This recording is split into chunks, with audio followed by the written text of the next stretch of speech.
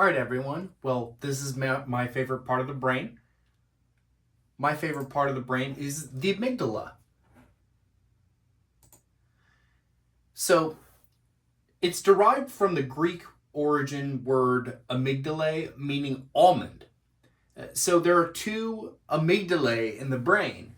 They help process and respond to emotions. They're also an important factor in the flight, fight, or freeze responses. It's located in front of the medial temporal lobe, and it's anterior to the hippocampus. I have a little picture representation of how it is shaped like an almond, and they're on both sides of your brain. So why is the amygdala important? The amygdala is important because of it being the brain's alarm system. It's mainly responsible for triggering the flight, flight, and freeze instinct in people. It also is a part of the limbic system, which is an emotion factory. It processes and sends emotions up to the brain, and it interprets emotions based on social cues of other people. And it also has a primary response to decision making. So it's the decision making part of the brain. Where is the amygdala located? We've said before there are two amygdalae, and they're in front of the medial temporal lobe, just above the hippocampus. So everyone has two of them. You see the thalamus right here, the putamen right there. The hippocampus is below it, and then right there is the amygdala. And then you can see the fornix being connected to that too. What system is the amygdala a part of? So the amygdala is a part of the limbic system. The limbic system consists of the amygdala, thalamus, hypothalamus, and hippocampus. So they're primarily responsible for processing emotions and the formation of memories. So the amygdala is a part of that system. It attaches memories to emotions.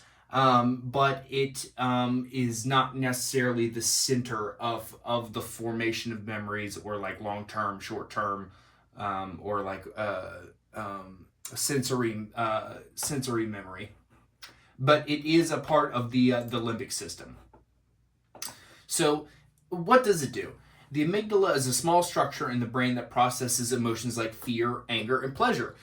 It was originally kind of associated that the amygdala is only like a fear-driven response to the brain, or anger, but recent studies have shown that it's actually a reward center as well. It's chiefly responsible for the flight, fight, freeze responses to hazardous situations. Say like if you're a mailman that you are going and delivering mail to a certain house, and there's a dog sign that said beware of dog. Your amygdala takes that information in, but doesn't process it until you see a dog just coming up to you and triggering that response to, most people would run, or some people would fight, and some people might freeze. There is another one, part of the flight, fight, freeze responses. It's fawn, which I've learned this semester, which is pretty cool. I never knew that. They also link emotions to memories and making emotional experiences more vivid. So you think about when you get married, when you got married, or something that happened to you a long time ago. Whether it's good or bad, the amygdala attaches a memory to it. It also helps us interpret social cues. This mainly facial expressions or bodily emotions, and it works in tandem with other brain areas to regulate those emotions and decision making. So say you're out having drinks with friends, and somebody makes a weird face at you. Your amygdala helps take that information into the brain to determine if you're doing something right or wrong, or if that person just had a bad day, something like that. Maybe their amygdala is all out of whack. But yeah, So I did take a little bit of a turn with talking about the evolutionary aspects of the amygdala. So it's basically baked into all kinds of species, not just humans. I looked at primates who they have they have the amygdala in their brain system, and most mammals it has similar affectations to where it takes in information from the olfactory responses, and it helps the mammal or animal perceive threats. This is a lot like ours. Um, a monkey, for example, has the same brain part as humans, and studies showed that the primate uses it to perceive threats. It's also another function for reward center like humans. And the study that I'm referencing is the non-human primate amygdala is necessary for the acquisition but not the retention of fear potentiated startle. Another part of that I talked about earlier of the amygdala being a social chameleon, a big part of the amygdala would be its understanding social cues and looking for facial expressions.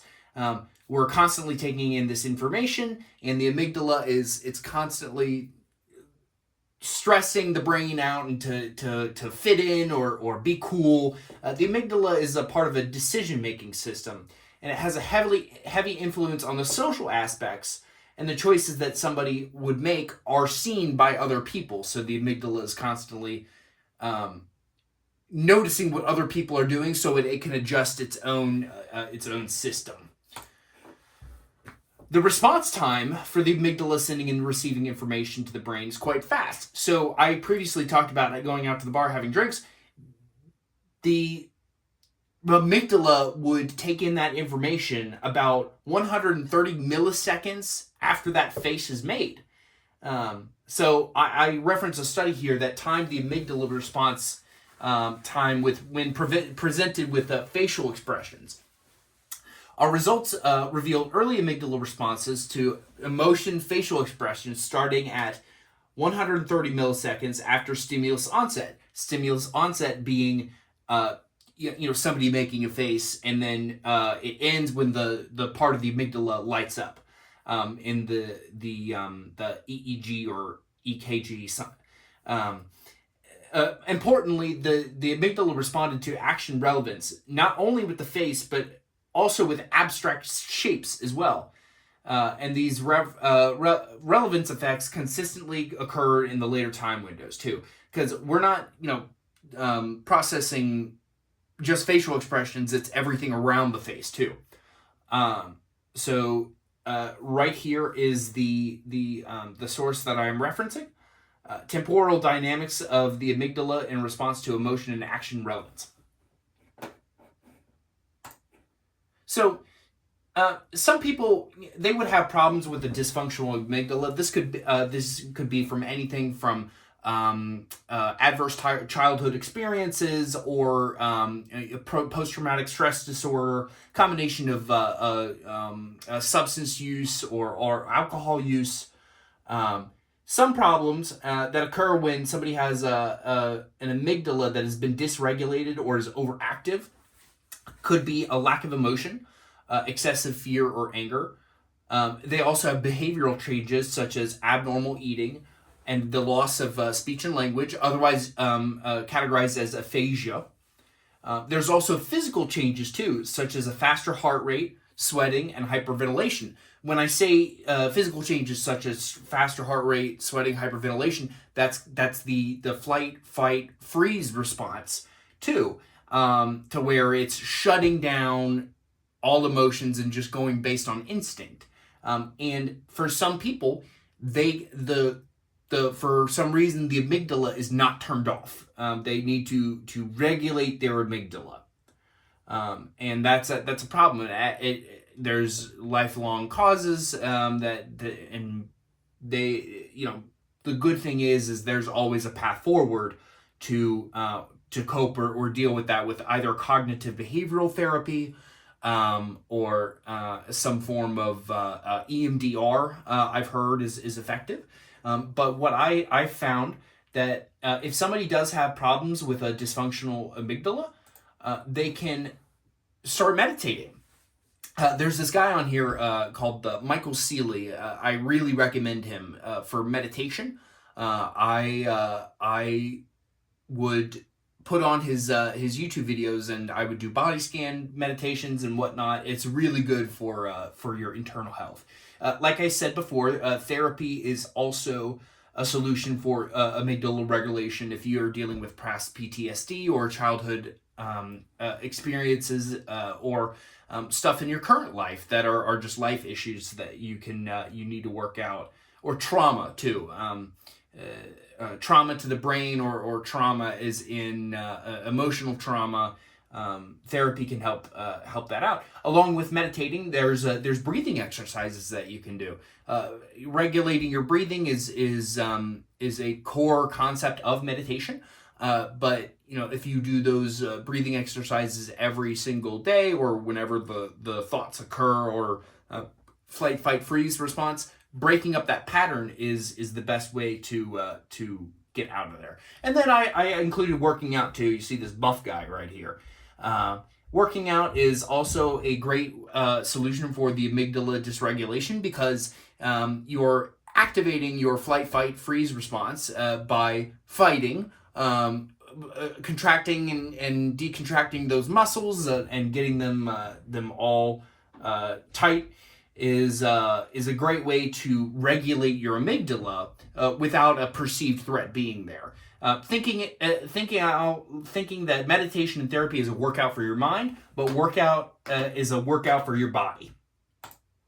So in conclusion, the amygdala is a great part of the brain to have, and is a primary source of emotional processing and identification of threats. It is also a super fast responder to those threats by enacting flight, fight, freeze responses to deal with the threats accordingly. It's also a major contributor to social cognition and social learning. This allows people to navigate social situations with this part of the brain. Thank goodness for that. People being awkward or whatnot. The amygdala comes in to save the day with that. The amygdala is a part of the limbic system, which is a part of the brain that processes emotion, and is a key part of understanding decision making within the brain. So that has been my production. Thank you for watching, and I will see y'all soon.